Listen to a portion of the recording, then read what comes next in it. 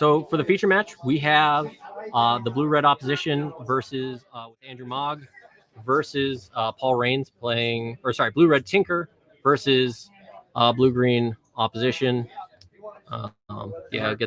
Apologize for the overlay real quick. Let's get that changed. Andrew Mogg, yep, M-A-A-G. M-A-A-G. Here, spelled off this, not your writing. Oh, Andrew, gotcha.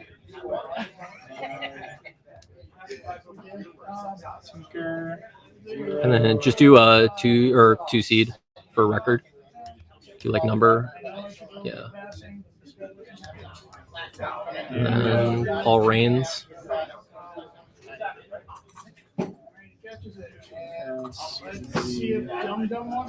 Opposition 0, and he is the 7th seed. Yes. This is round 7. This is just put top 8. Just put top 8. Top 8. Oh, actually, shoot! It's set up to be numbered. So Okay. yeah. Round 7. Round 7. Whoops! I'll fix that for next All right, tournament. So we have what I feel is the spiciest matchup of the top 8 right now coming in. 2 decks that I don't think anybody would have put money on seeing in the top 8 today. Definitely not. And especially the blue-red Tinker deck. Yeah. So cool though. Yeah, I was definitely talking to the stream last round at the beginning when we were looking for a feature match, and I walked over and I asked Andrew what he was playing and just flipped through his deck and saw Shivan Reef Tinker, and I was like, all right, you're on camera. Yep, exactly. Pretty explosive start here for Andrew with turn 1 Ancient Tomb into Mindstone, into turn 2 Port, and make a Thran Dynamo. Pretty much what you want to see with this deck. You want to get out on the board as fast as you can, get all the mana acceleration. Oh, yeah, and already, what is that? 1, 2, 3, 4, 5, 6, 7 mana available to him on turn 3? Yep, exactly where he wants to be. Oh, 100%. So we're going to cycle through a chromatic sphere here. Into another sphere. So Gemstone Mine in hand also. So we did see last round that the blue-red Tinker player was starved on colored mana, but Gemstone Mine in hand, so does have access to that. Yep, and the chromatic spheres are another way that he's able to produce colored mana in this deck, while also having a pretty nice target for his Tinkers. Players potentially counting mana right here. Yeah, just making sure that we're filtering the mana correctly. Yep. Also notable that the opposition deck is coming out with its mana acceleration very fast as well. Whether he has lands or not in his hand, he's going to be able to continue tapping his forest and using that Quarian Dryad to return lands, not Quarian Dryad, Quarian Ranger to return lands to his hand and then replay them, as well as the Wall of Roots. Pull that one up. That is a Karn Silver Golem hitting the board. Also, I don't know what is shaking the table right now, but the whole rig is shaking. Is this running Nest? Not sure. I'm not sure if we can pull up Paul's list. Yeah, I'll get it up the rounds. Ooh, and here we have a turn 3 natural order coming out of opposition. So both players are just hitting haymaker after haymaker. And that is a... Is that a verdant? That's got to be a verdant. I would assume. Yeah. Get that one pulled up for you folks, but that is going to allow this deck to go super wide as well as put a huge body on the board. Yeah, and definitely makes Tanglewire and Kin look. This looks like Trinity. So there's the 1/1 token. So that's definitely Forest. So yep, Verdant Forest on the board, 7/7. Yeah, so gonna make a bunch of tokens. Any Tanglewire is looking a lot less threatening. Right. Out of Tinker. Now, granted, Tinker namesake card in hand. With that Gemstone Mine, could just. So what could he get here? Did he just play the City of Traders this turn? No, that was last turn. Okay. These players are going fast through these lines, and I'm over here trying to pull up cards in the meantime. But yeah, with that Tinker, I'm not even sure what you're looking to get at this point. I'm not sure what quite gets you out of this Verdant Force. Potentially maybe an Ensnaring Bridge, but then, the Verdant Force is still going super wide with all those tokens. Okay, playing out the Gemstone Mine, access to colored mana, floating 2 off the City of Traders, and tapping blue what I have to assume is blue for the Tinker. the Tinker floating mana off the Mind Stone, and let's see what we go get. It's going to be a pretty pivotal play right here, where if he's not able to curb this on this turn, this Verdant Force could very quickly get out of hand and run away with the game. Looks like a Triskelion being brought to the front. Yep, Triskelion's not going to do it. Wow, not used to Verdant Force being such a house, but when there's no Swords to Plowshares, that card is hard to deal with. Grabbing it? No. Thinking about Tanglewire, taking it back. Not quite sure what to grab. And we do end up with the Ensnaring Bridge. So this is going to hold off the 7/7 body, but it's not going to hold off the go wide strategy, the 1/1s. It is pretty notable that he is able to turn his artifacts into creatures with Karn. So he can hold off for a time some amount of bodies, and he's going to be able to pretty easily trade with some creatures, but it doesn't look like he has a good main board answer to the Verdant Force, and he's really going to have to finesse his way out of this one. Yes. So he is playing the Devourer Alter combo as his finisher, I believe. Cool.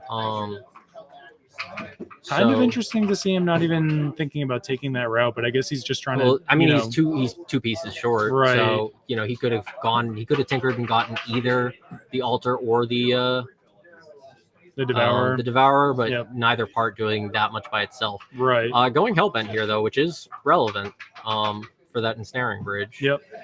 Extremely relevant. So port on upkeep. We have a library that came down for Paul. Take a look at the top 3. And I think you're immediately looking to pay some life off of this library. Yeah, so Paul's still at 20, so definitely could just start taking some chunks. Yep. Yeah, puts them all in his hand. Takes 8 right off the snap. I love that. Going up on cards, I do see a Nantuko Vigilante in his hand. That's huge right here. Oh, yeah. I was talking to him outside last round, and he was telling me how he was able to get through another prison deck with Nantuko Vigilante and Tradewind Rider and just bouncing it back to his hand and replaying it over and over again. Oh, that's so sweet. So this Ensnaring Bridge is on its last leg, but he comes back with a Goblin Welder. Yeah. And that is another extremely relevant card. This is going to give him a lot of redundancy with his artifacts. And he does have some artifacts to spare. So now, even if this Ensnaring Bridge gets blown up, he's going to be able to bring it back into play repeatedly. And Dust Bowl flinging the Gemstone Mine on its last counter. Yep. Flinging it at Paul's Yavimaya Coast. Paul just looking at so many cards right now with this Sylvan Library. So, I mean, we could get into a really sweet position where Andrew is just recurring Ensnaring Bridges with his Welder, and Paul is recurring Nantuko Vigilantes. Right. Like, this is going to be an interesting game. Wow. And I also didn't even notice that Paul went down to 4 life. Yeah, Drew too. Again, which makes sense. I mean, he's in such a go wide position. Oh, yeah. Yeah. And Andrew isn't really threatening any sort of damage. No. He can't get through all those tokens. He can't go wide. I don't know if he has access to Black Vice. That would be a consideration that I might have, though, when I'm going that deep with the Sylvan Librarian. I've definitely killed myself with the Sylvan Librarian in some matchups before. Just digging a little too greedily, like the Dwarves of Moria.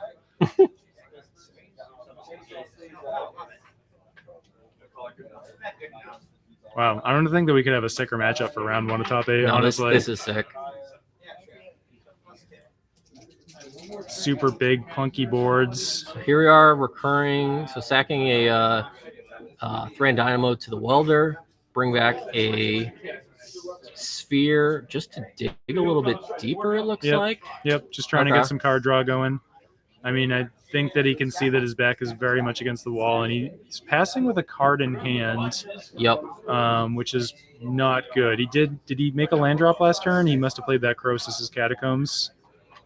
Yes, he did. Yeah, so going back up to a card in hand is actually quite bad against all these 1/1s right now. For sure. Especially because he has an Ancient Tomb available to him, but he's, if you're animating a creature, animating with Karn to block creatures, you're still just taking the same amount of damage off of that. And it's not like he's in. Oh, there is survival of this, but it's not like Andrew's in any position to kill on the crackback either. But I'm pretty surprised to see the restraint on not attacking right there. Paul choosing to not get in. And landing that survival is massive. Oh, for sure. Absolutely massive.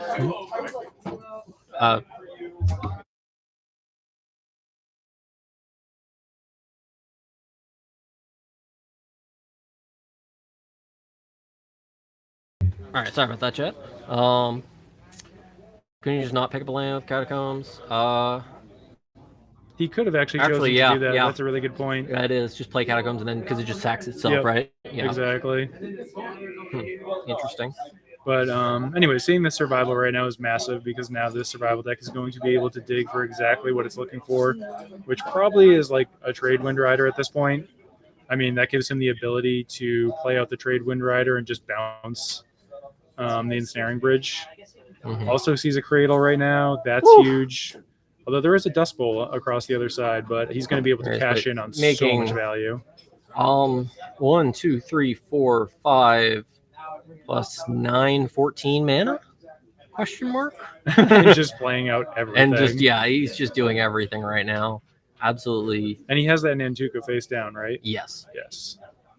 So pretty notable, though, at the same time that if he blows up the Ensnaring Bridge, the Goblin Welder is sitting there ready to sacrifice an artifact and bring it back into play. 100%. Although we are at a point, though, where Andrew doesn't have that much gas going that if Paul's able to recur the Ensnaring Bridge, he's eventually going to run out of things to sack to bring it back. He will just slowly whittle down Andrew's board. Yep. Also, for those just joining us, this is the top 8 right now, round 1 of top 8 of a 63-person tournament. So just want to point that out there that it's not actually round 7. This is the first round of top 8, and both of these decks did top 8. Andrew Mag was the second seed after a 63-person Swiss. Awesome. Absolutely awesome. So we got a Deranged Hermit on the board. Paul's board is infinitely wide at this point. Oh, those are squirrels. Those are 1/1s. So There's much 4 of going them. on, and it looks like Andrew Mag is just going to continue to try and dig with some card draw here. In case the Cradle didn't tap for enough. Right. It now taps for even more. Yep.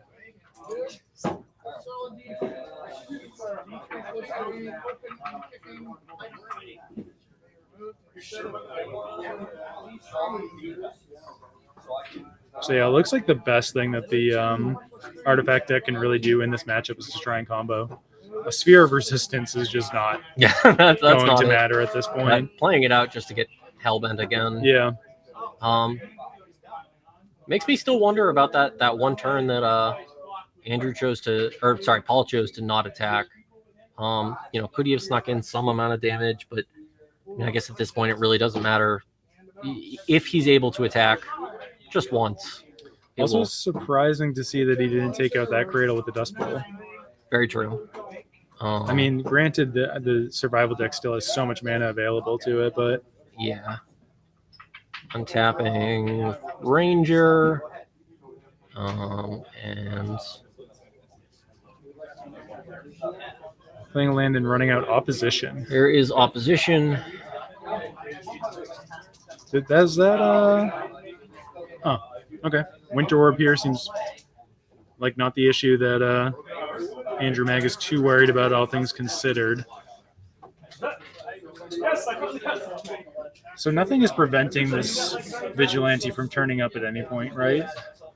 I don't think so, but I'll pull up opposition for our audience. As far as I know, that taps artifacts, creatures, and lands.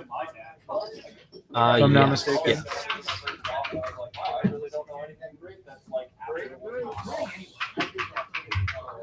Yes.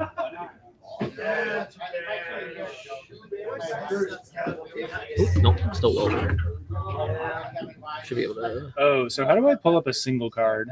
So put a period at the end. Oh, it's period. Yeah, Okay. it says pro tip right there. Yeah, that requires reading. The pro tips are only for the pros. Just remember that, chat. Oh no, wait, it's still pulling up while there. Well,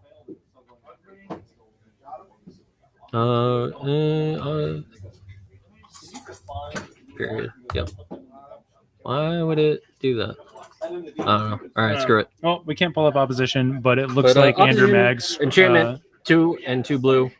Tap an untapped creature you control. Tap target artifact, creature, or land. And so while I was trying to pull up opposition, it looks like Andrew Mag accepted the inevitable defeat that was coming from that infinitely wide board. That was crazy to see. That was cool. It was definitely rough for Andrew that he had to burn that Tinker when he did, when it's like you're really trying to get the combo going, because like I don't see how else like this deck can handle such a go wide strategy. Oh, for sure. You know? Sure. And that even with all the pieces to lock him down, with the ensnaring bridge, with the welder, still just you're just kind of treading water at that point. You know, you're not so getting. So I guess I'm assuming what happened was that. So actually, yeah. So he probably just tapped down the Goblin Welder, and then blew up the Yep, blew up the ensnaring bridge, exactly, and then attacked in for lethal. And there was just absolutely nothing that Andrew could do. I was kind of surprised to not see him go for even just like the Trade Wind Rider with all that mana. Yeah. Just go for the Trade Wind, bounce whatever's on the board, and just get in with your guys. But plenty of tools available in that matchup for him. Sure. Like no shortage of anything. And for sure. Really cool to see that Burning Force just get out of hand so fast. Oh yeah. That thing just made a bajillion tokens. Yeah. Which made 1,000,000 mana with Cradle. With Cradle, and just definitely got out of hand. Yep. So both players sideboarding up here. Andrew Maggot is back against the wall right now in this top 8 with a lot of prizing on the line. For sure. So either of these players, they're eliminated in top 8. What are they walking home with? Well, first, as I've been saying all day. Well, no, one of these guys gets eliminated. So 5th through 8th is a floated strand, right? So walking home with a floated strand and a stifle. Okay, and stifle. So at least some prizing locked up for these players. Absolutely. Oh yeah, God, yeah. 100%. And then they win here, lose out in the semis. They're going home with a stifle knot or a stifle knot, a dreadnought, a Phyrexian dreadnought. Yeah. And then they make it all the way to the finals, and they're guaranteed a Mox Diamond. Yep. So we've been talking about it all day, hyping up the prizing. Hell yeah. We put up a big one. So what I really want to see, though, and I played in the event today, and when it started 2-0, dropped down to 2-2 and dropped. But if I made it all the way to the finals, I was going to offer my opponent double or nothing. Winner gets 2 Mox Diamonds. Whoa. Loser gets a dreadnought. You're a filthy gambler. So I'm hoping I might, when we get down to our finals, I might just kind of like sneak it in there. Like, by the way, if you guys want to like reorganize a prize split, you can do this. Right. Yeah. Just float the idea. Just float the idea. Perfectly legal thing to play for. Exactly. So maybe one player would walk away with 2 diamonds, the other gets a dreadnought. Yeah. I think I would absolutely opt to take a Mox Diamond. I don't know. At that point, your day is amazing. If you, for sure. On a $35 buy-in, getting a Mox Diamond, having a fantastic day of Magic. Oh hell yeah! Getting to watch the raffle and everything, getting a sweet pin that we made, and we will definitely get up on screen after this because we didn't show off the pins all day. Oh yeah, the pins came out great. Yeah, our boy Trent made some sick Exalted Angel pins, and he always kills it with those. Who did win the raffle? So let's see. Aiden won the survival. Yep. I forget who won the Allurans, and then what was the middle raffle? 2 Null Rods. 2 Null Rods went to. Didn't Drew win?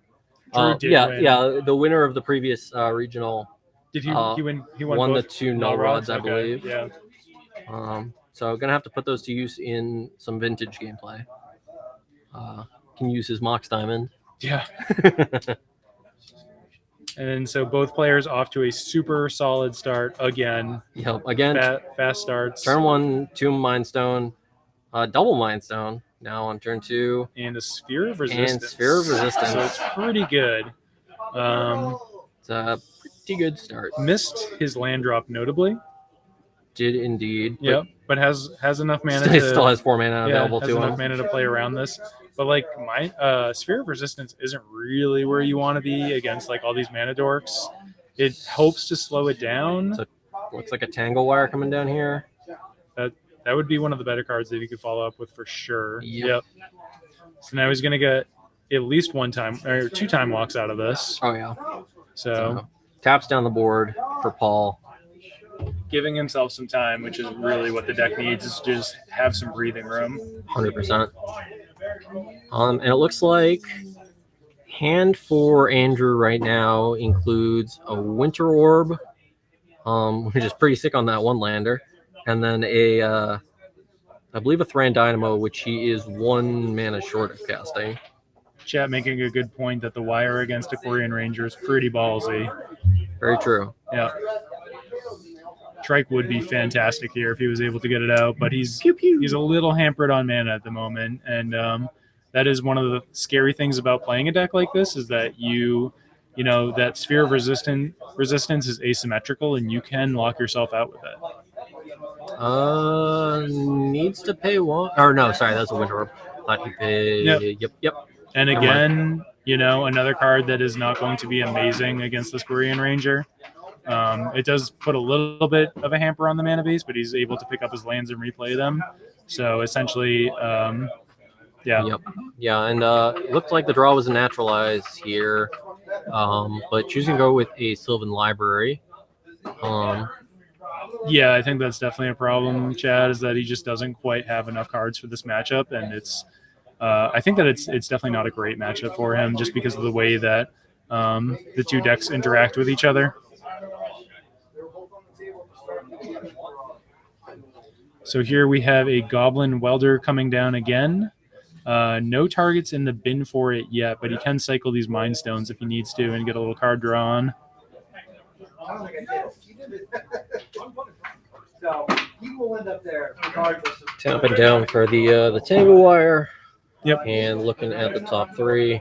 Again, choosing just to draw a single card here. Looks like might have been an opposition. Yeah, both players do have orbs. Yeah, so, it's like there's not really any point in drawing extra cards off of the Sylvan Library right now because you can't cast them, and it's like true. The best thing that you can do is try and dig your way out of the situation.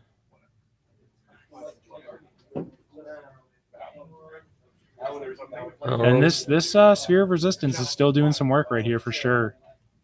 Definitely, and Paul continuing to miss land drops, which I mean, obviously, well, both players continuing to miss land drops, but I would say it's certainly.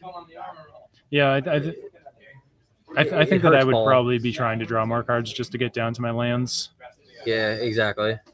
Just playing out, his cards is the best thing that he can be doing here.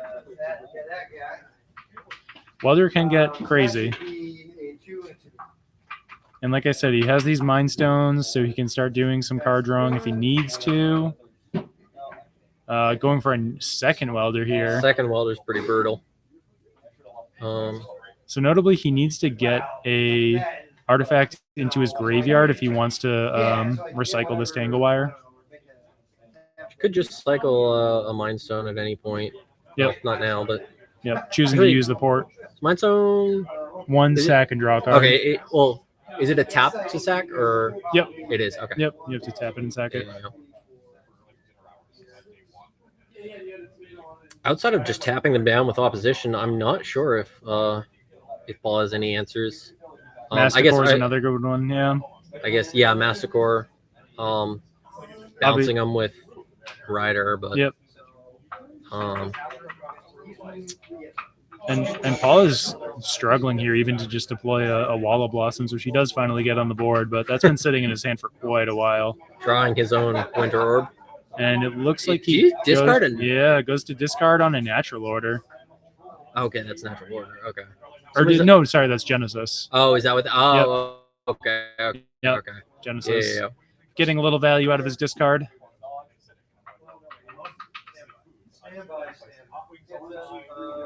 But now Andrew is in a really sick spot with these double welders where he's going to be able to do so much cycling. And here we go on cycling the Limestone. He's just going to be able to get very deep into his deck. Yep. Getting rid of both Mind Stones to get some card draw on. And choosing not to get the Tangle Wire back in play quite yet. Well, Tangle Wire still... I guess he could sack... Yeah, Right. bring the Mind Stone back and then sack. Yep. Bring the Tangle Wire back. Yep. He seems to have some other game plan, though. Yeah. Yeah, I'm not sure who the good guy is here, Chad. I think that I'm rooting for both players. Both of these decks are so cool. Oh, yeah. I'm rooting for us, and I think we're winning. Yeah. That Oh, card... I don't... Is that might be opposition? Maybe that's it's one of the Amonkhet invocations, I believe. Yeah. No idea. But I am not sure which. Let's see, actually, I had opposition pulled up. Yeah, see if you can find it. Yeah, That might be it. invocation. Yeah, that is an opposition on the board. Fancy one. Yeah, that is a Amonkhet invocation for Oppo. Yep. Couple Pokemon cards on the board right now. Between Sphere of Resistance and Opposition. Ooh. And a Pyroclasm. Sheesh. So what was that right there? Oh, okay. So he used Opposition before his creatures went out. Yeah, Welder. And losing both Welders does... That seems tough. Yeah. I don't know how I feel about that. I'd be a little scary at the prospect of that, but I guess he's thinking that these ports can get him through. Yes, and yeah, so it's a double port? Or Yep. So 2 ports on the board. I guess just afraid that the opposition will just start doing work, but yeah, I'm not sure how I feel about the trade. I'm a little surprised that he didn't cycle the Tangle Wire back into play first. Yeah, because that would have represented the time walk this turn, and at least and probably next turn too. Okay, so that's definitely a naturalize in Paul's hand. The front card. Yep, chat pointing out that he took the 8 damage here finally to dig deeper into his deck, and it looks like he went to discard off of that and did not play another land. And didn't find a land. So, I mean, how many cards deep has he gone without seeing that Quite third a bit. land? It's got to feel a bit frustrating, but at the same time, the Tinker deck is not putting any pressure on. Nope. The Tinker deck just traded a lot of its resources on that Pyroclasm. And I think Andrew's hand is just 2 double Thran Dynamo, I think. So, Yeah, not the greatest hand. Yeah. really, really all in on this Sphere of Resistance and ports right now, and hoping to dig his way out of it. Yeah, which at that point you are 100% just relying on the top of your deck. And it looks like we will get Thran Dynamo here. Potentially drawing a card off of Mind Stone on his opponent's end step next turn. And Andrew going down to 5 to cast that Thran Dynamo. Wow. So not a lot is needed from... I mean, granted, Paul doesn't have much of a clock, and it's not like he's representing Lightning Bolt or anything relevant that's going to go face, but...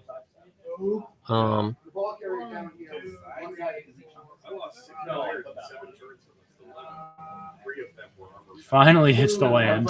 Let's go. And plays another Bird of Paradise. Give. So let's see. During upkeep, we're probably going to get some oppositions here. Yep. Choosing to tap down the color-producing mana. Smart. Yep. Smart. And it looks like he might have drawn a blue card. That is a Tinker. That's a Tinker right there. So, wow. Very heads-up play by Paul. Tapping down the Shivan Reef. Not allowing... Knowing that this Tinker deck very, very hamstrung on colored sources. And... yeah, so very, very heads-up play to tap down that blue source. Billy Bollinger is in it as far as we know. He did make the top 8. Yeah, he did make the top 8. Playing out his top 8 match right now. Me and Brad are sectioned off in the corner of the store, so we cannot see what's going on with the other top 8 matches, other than the one on camera. But it's a good one. It's a good one. What card to the left of Dynamo? That's a Sphere of Resistance. Yep, Sphere of Resistance, making everything cost an additional mana. Yep.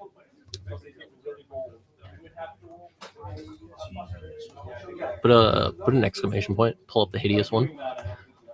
No, before it. Sorry. Yeah. Secret. Do 3. There's 2 secret layers. There's 2 secret layers. It's so gross. Do 3. See if we got the right one. See if we got the right one.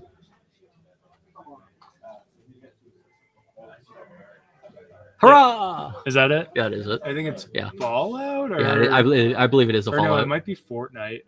No, it's Fallout. One of A the little, two. yeah, a little, One of the little, two. Looks like a vault boy, Pokemon card. little vault boy on there. What is the? Oh, he played a Dust Bowl. Okay. Yep. But Paul has finally been hitting land drops. I will say for Andrew Mag, he borrowed this deck from somebody and Very strong performance. made a couple just like additions to it or something like that. So it's not his deck, notably, and he is a legacy player. So pretty possible that some of these art choices are just based off of his love for legacy rather than pre-modern. And also pretty impressive to have just borrowed a deck and made it into the top 8 with something that a lot of people have really just discounted out of the format at this point. Was he the player that top 8'd last regional on Big Red? Yes. Yeah. So another player. So we have 2 players in the top 8 that are on back-to-back Yeah. top 8 runs. Yeah. In these 65 or 60 plus person regional events. Pretty impressive top 8s Very. from these legacy grinders. So we're starting to do some. So we got a naturalized that hit the sphere, got that out of there, and then orangutan. Yeah. Taking out the Thran Dynamo. Tap down your blue source, your Dust Bowl, Nothing and your to tinker ports. at this point. Oh, this is just brutal from the opposition. Yeah. I feel like the opposition deck just made a couple of land drops and then finally started to just turn that corner. Exactly. Yep. I think that really shows that he could have been digging sooner and just getting his way out of it. But really tough matchup here for the artifact deck. For sure. Really, probably the last thing that he wanted to see in top 8, and it's kind of funny because almost nothing else in the top 8 is similar to this. We have such a control heavy top 8, Definitely. which is where this Tinker deck would rather be. Just staxing out control decks and not trying to fight through Korean Ranger shenanigans, survival that it can never get off the board. But it is a great matchup. 2 super cool decks. And I'm really happy to see the amount of deck diversity that we have in the top 8 today. Oh, it's fantastic. I mean, 7 unique different decks. Yeah. I mean, I'm patting myself on the back a little bit because 2 Landstill players. So, like, there you go. I basically was in the top 8. There you go. Spiritually. Exactly. Spiritually. And it looks like that is going to draw the concession out of Andrew Mag. Tough matchup, tough beats. For sure. But absolutely fantastic performance regardless. Yeah. I'm gonna go see if I can find somebody else to get on the stream. See if somebody else is in between games. Yeah. Let me go check out the timer. Yeah. Check out the timer. See if anybody's in between games. I will bring it back to the booth here. Let's see. Go games 1, 2. Well, so that. Well, I don't want to say that does it for this round because hopefully we're going to get a backup match if anybody's in between games in the next few minutes. But let's see, bring it back here to the booth. And, actually, let me see. Do I have... I'll see if I can get this on camera for the stream. But everybody got a... let's see if this comes up super blurry. My stream is delayed. Yeah. So we got a New England Premodern Summer Regional pins. That was made by Trent. And everybody got one of those pins and then a stamped duress for showing up today. Top 8 also got stamped Blue Elemental Blasts. So bunch of goodies that we got to give out just for hanging out with us here. And like Brad was saying earlier, we had a raffle. Raffled off some playset of Lurins, a Survival of the Fittest, and 2 null rods. Those all went during the event, and all of the proceeds from the raffle went to charity. All the cards were donated by various members of the dress crew, and all the proceeds went to Worcester Regional Food Bank. So I just showed everybody the pins. Hell yeah. We think we're gonna call it a wrap for the round, or we have a backup No, feature? we got another We got a feature match right now. Oh, let's go. So we have let's see, what was it? I can pull up the names. It was Ken Takahama on Yep, Psychotog versus Yep. Chris Roy on Stasis. And Okay, Chris it's- Roy is currently up a game. Okay, those are just how to spell like Ken's name. Yeah, I got to see which side they're Oh, sitting yeah, on yeah, yeah. first. Good point. We were doing a little adjusting on our camera as well to make sure that the camera wouldn't be shaking anymore. Oh yeah, why was that? It was the table was hitting the poles, so we just needed to Makes move sense. them. Just move the table a little the bit. C Yeah. stands a little bit. Gotcha. Move them out. Hey Billy Ellis, hit Gotcha. you up. Oh, let's go. So famous, so Yeah. popular. Love getting Instagram notifications.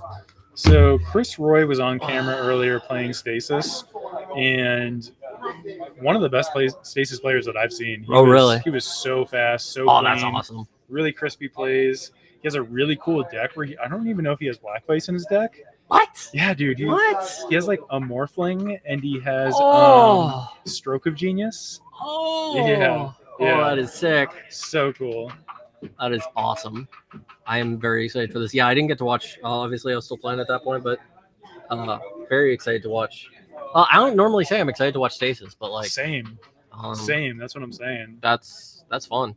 So I'm not seeing either player getting on the feature match right now. Look at that. Mention Stasis and Will Hurst appears. It's just like, I don't know, what is that, like Bloody Mary into a mirror? Yeah. You want to go check on them and see if they're moving over? Or? All right. I wish you could see chat, but we have these like dividers that just kind of block us off in a corner, and Brad is currently peeking over. Does anybody Home Improvement? What was the name of the neighbor who always just peeked over the fence? And just Wilson. like was that Wilson? Yeah, Wilson. Wilson. Okay, Wilson. Yeah, that's what Brad is doing right now. Or one of these dividers is just peeking over. I'm gonna go over All right, yeah, go over there and get that sorted out. Yeah, thank you guys. Thank you, Wilson. Good show. Good show, that Home Improvement. All right. Let's see.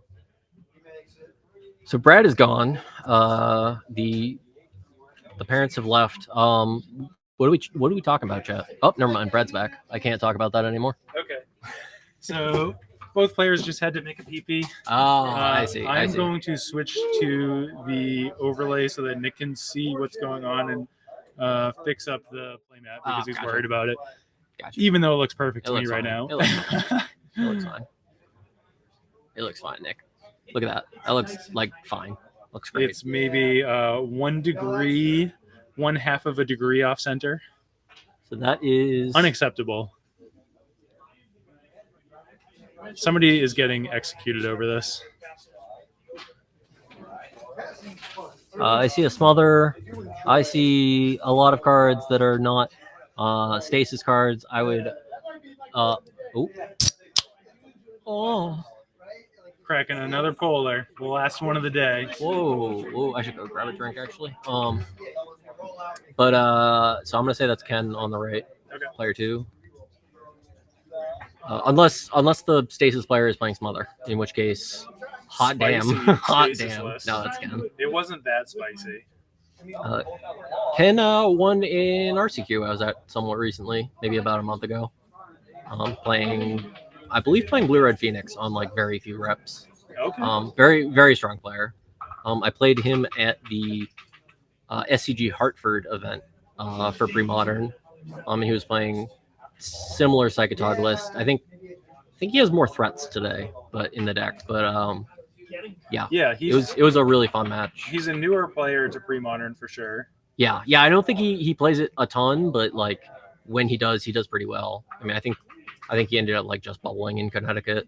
Yeah. Was he in Connecticut or Rhode Island or? At SEG Hartford. That's what I was saying. I played against him at Hartford. Okay. I didn't realize that he was there. I played against him once at ELDs. Oh, okay, yeah. And I know that was like one of his first times. Yeah. Playing the format. Yeah. He definitely doesn't play super often, but when he does play, he plays. He's a very strong player, just like an intuitive player that is just good at. He can pick up a format, not knowing a ton of the decks or anything, and just play very, very clean, very tight. Jared,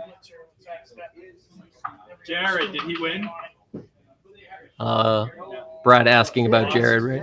Okay. Looks like Jared lost his top 8 match.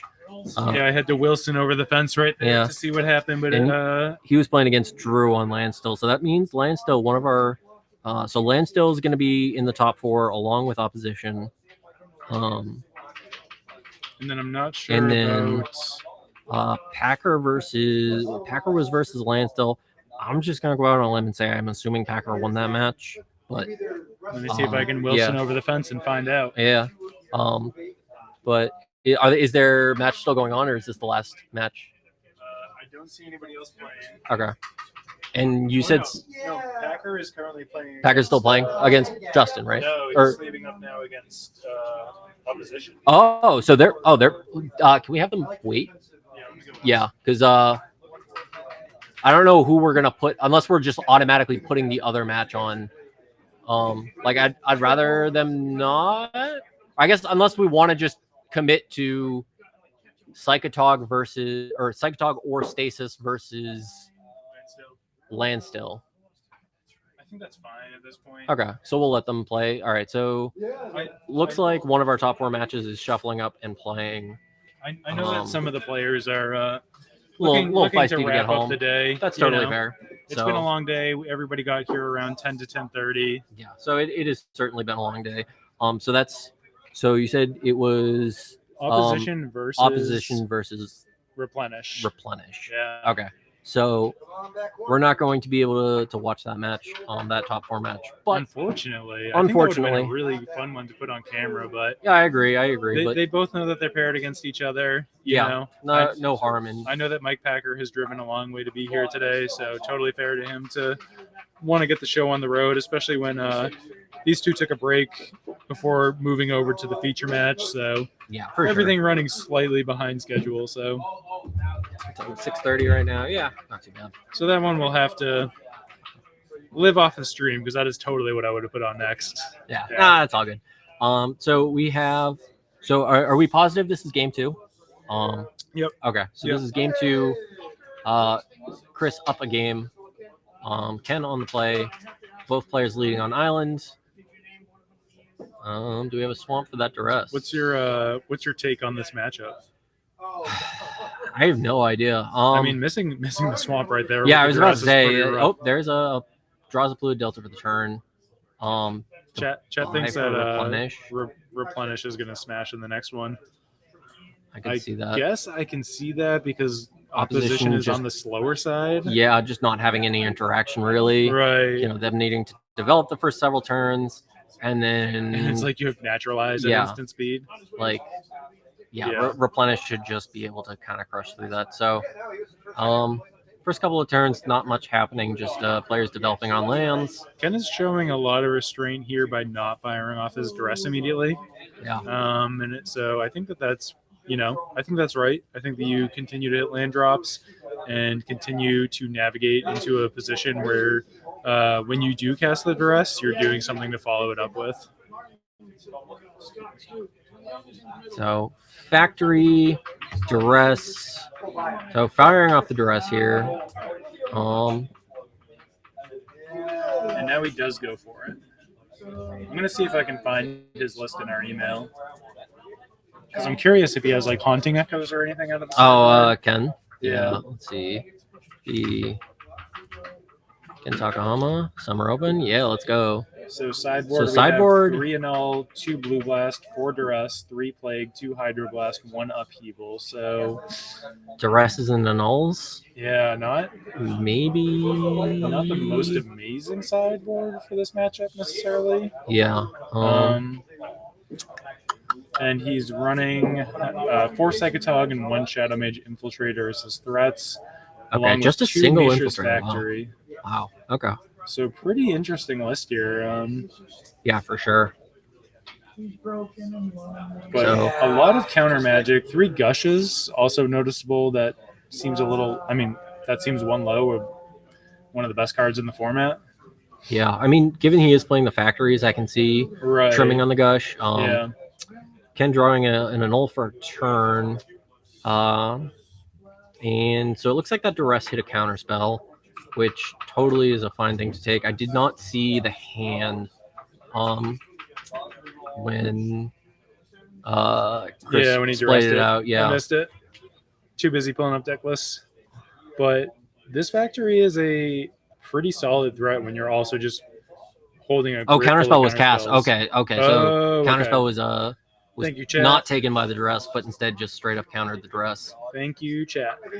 Coming in clutch. Yes. But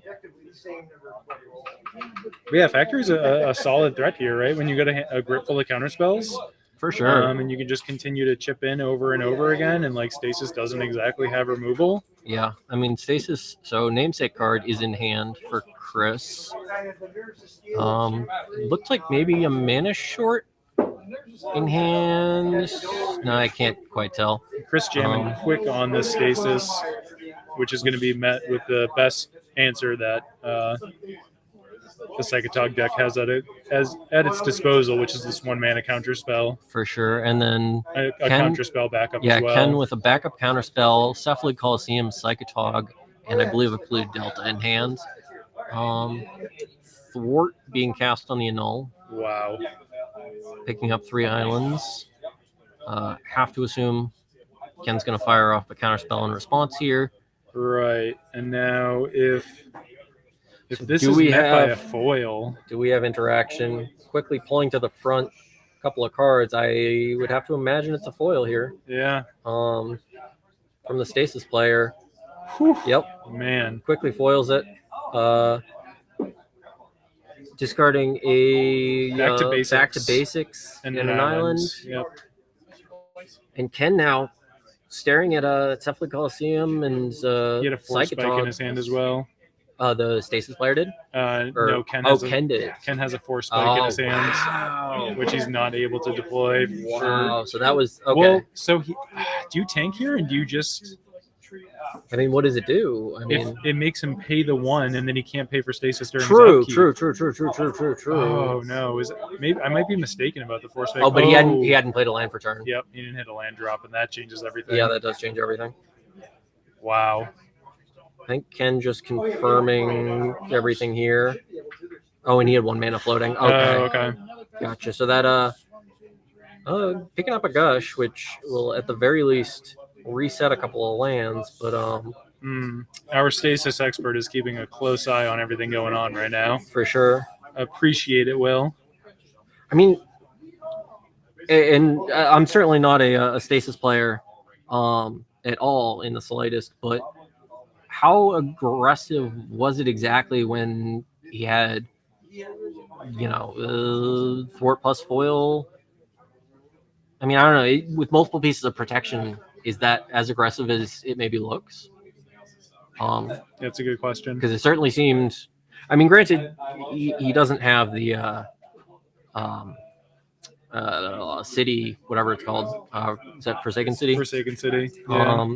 So he's not completely in the clear yet, but All right. So Will's saying that this is indeed a very aggressive Stasis. okay. I trust Will Hurst when it comes to Stasis. Right. Not gonna second guess that opinion. Nope.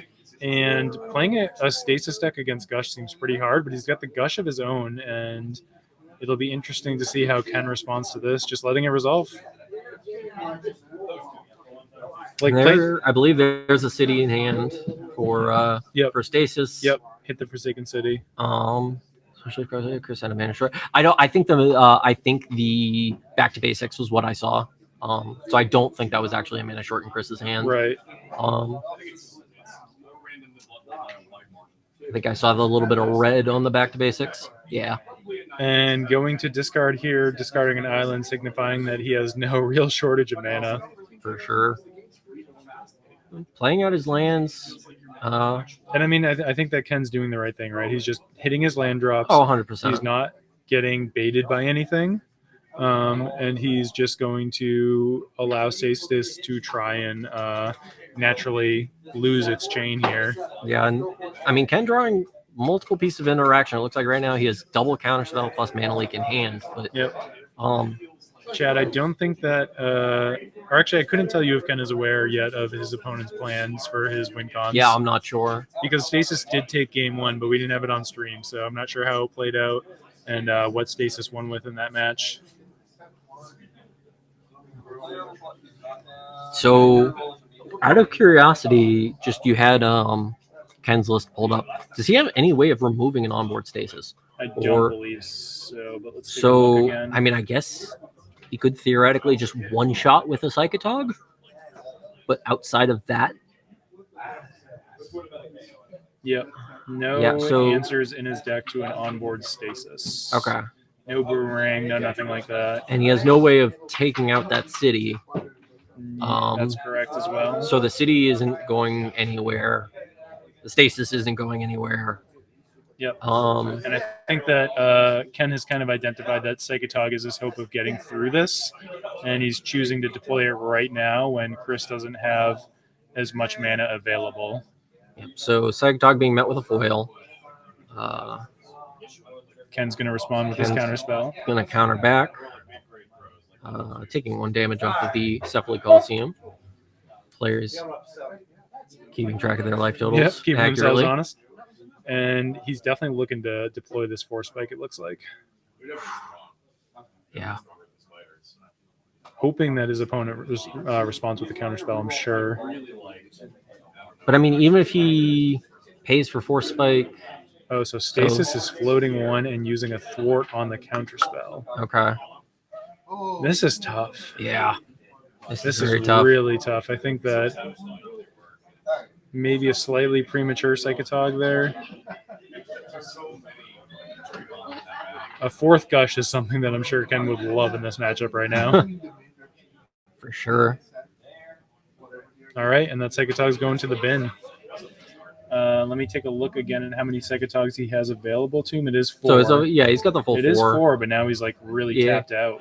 The tough thing is, I mean, obviously, Ken could have waited on deploying the Psychotog and hope to get down, draw into a little bit more mana, develop a little bit more, have multiple pieces of interaction to back it up. And that is true. There's no pressure from the Stasis player, but Chris is just going to keep drawing interaction of his own. I mean, the Stasis deck is 90% counterspells, so I have to wonder how much. I mean, I think that it's a calculated risk there, to try and go for the Psychotog early. Hope that he has kind of had a couple of duds drawn, back to back, and not just been drawing heater, in counter magic. But I think that what he was really looking for was a counterspell in response out of Stasis, and then he was going to go for the Force Spike because this Force Spike has just been sitting in his hand. Oh yeah, it's been just doing nothing. Just burning a hole the whole time. Draws a duress there with no black available, notably. I think we're going to discard. Yeah, I'm potentially going down to hand size. When did he tap that that Coliseum during the counter war? Is that correct? Yeah, correct. Yeah, okay. Cephalid Coliseum, as the game goes on, is pretty good filtering for him. For sure. It's like we're going to discard and discarding an impulse.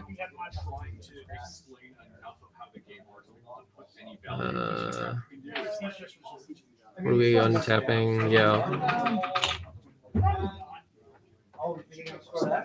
No, I don't. Not that. Yeah, I spelled Coliseum right. Hey, let's go. That's a college level word right there. Let's go.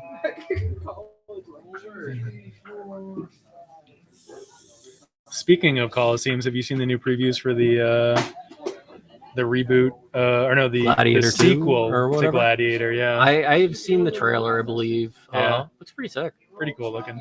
I'm I'll take excited. it. I think somebody just stole our charity money. Wow. Just Nick looting his own coffers, as it were. Very true. So a grinder of a match going on here, to say the least. Both players discarding to hand size. Yep. You got to think that Ken wants to just rep a couple of swamps, drop them down, duress, see the hand, Mm-hmm. And then jam a Psychotog. and then jam a Psychotog. But like, oh boy, I have to imagine that he's gonna cast that duress and just see a grip full of counter spells from the Right. from the stasis player from Chris. At this point, he has one more swamp and 2 more underground rivers in his deck for black sources, as well as Deltas too. Yeah, I think that he's fetched once, maybe twice. Once or twice. I think twice. Yeah. Oh, there's a fetch. Oh, so he had a fetch land hiding under. Nope. Okay. Yeah, so fetch land hiding under everything. So that's gonna grab the last swamp though. So Right. So he needs to rip an underground river to cast duress plus Psychotog. Right. And I think that right now, like, you're still looking to hold, I think. Oh yeah, I would. I don't think that you wanted to deploy this duress yet until you have a second swamp available. Okay. Going for it. Yeah, I think you wait and do that. Maybe he's trying to break the chain here, hoping to grab something like a Chain of Vapor. Potentially. And I mean, the stasis player is low on mana, so he's going to make him fight a counter battle while he has the mana advantage. Yeah, fight the counter warrior with the stroke and dick instead. It is fair. It is a very fair strategy of if he knows about just the single stroke. Which do we have Chris's list? Is it just one stroke of genius and no other win cons? Let me see if I can find that as well in our duress resolving, showing off curse totem. Morphling. Yeah, that's a card. Yeah. Stasis, gush, chain of vapor, island. That is so sick to see. That is sick. Exactly. He can't drop a Tog this turn, so I agree that the duress is not the most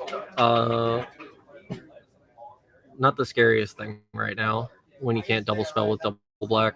Yeah, so Chris is on a singleton stroke of genius. What's Closet Gix again? So Closet Gix is one. Oh, the sacrifice permanent getting alive. Yep. And we saw him use that earlier to sack a stasis and untap everything and follow it up with another stasis. It was really cool. Okay, am I crazy, or doesn't stasis normally play like 4 Forsaken City?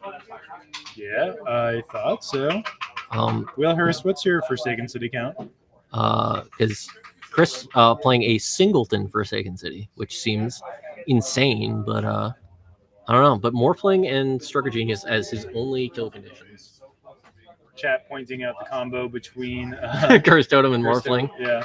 Pulling up Morphling for the stream. Super fair though to have that 3 at minimum, 4 usually. Yeah. Super fair to put in that Curse Totem, because if that thing resolves, that Psychotog is never pumping, and that thing is never getting off the board. Oh, for sure. It attacks once, it does 1 damage, and then it's Curse Totem is one of my favorite cards against Psychotog. For sure. And a huge reason that I keep it in my board. Oh, that's not Morphling.